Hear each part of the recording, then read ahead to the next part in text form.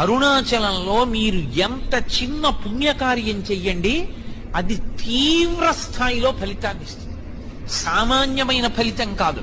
అది ఏదో పుణ్యంగా మారి వచ్చే జన్మలో మీరు సార్వభౌముడవడం, ఏదో పుణ్యంగా మారి వచ్చే జన్మలో ఐశ్వర్యవంతుడవడం కాదు.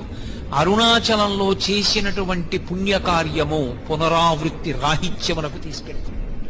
దానికి స్కాంద పురాణంలో కొన్ని విశేషాలు చెప్తారు. అరుణాచలం కొండ మీద ఒకానొకప్పుడు ఒక సాలెపురుగు గూడు కట్టింది. గూడు కడితే లేత సూర్యకిరణాలు పడ్డాయి. పడి అది విశేషమైన కాంతితో మెరిసింది. ఆ మెరుపు కొండ మీద పడింది. కొండ స్థూల శివుడు, అది శివుడే. శివుడి శరీరం మీద కాంతి పడేటట్టుగా మెరుపులతో కూడినటువంటి బట్ట శివలింగానికి కట్టిన పుణ్యం ఇచ్చి సాలెపురుగుకి మోక్షం ఇచ్చాడు.